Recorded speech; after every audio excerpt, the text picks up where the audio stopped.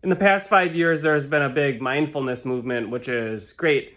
But I think that term is a little bit vague. And I think a little better term is presence. Presence is when you are in the present moment, your mind isn't pulling you away to some other memory or future event. The default state of our mind is to live in the future or the past. This is great if you're trying to figure out a course of action. But if you're trying to be present, this is the opposite of what you want to be doing. What you need to do is treat your thoughts like one of your other senses. Thoughts are there, they're input just like your other senses, but it doesn't mean you need to do anything about them. Focus on the present moment. Acknowledge that your mind is pulling you away to the past and the future. Focus on this moment. Focus on your other senses, the sounds around you. What do you see? Pay attention to how you're feeling, your emotions in your body. You can move from sense to sense. Use those things to keep you present instead of allowing your mind to pull you away. What if the present moment sucks and you don't want to be in the present? Why it is that you don't want to be present? Maybe the present moment is painful, and that's okay. That's what presence and mindfulness is. It's just accepting this moment right now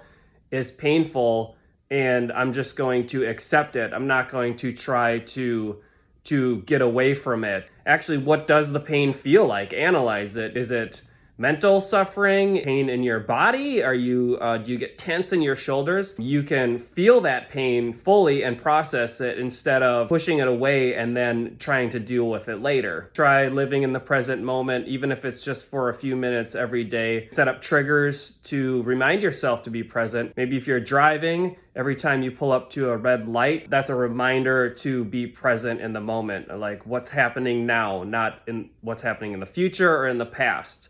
So, good luck.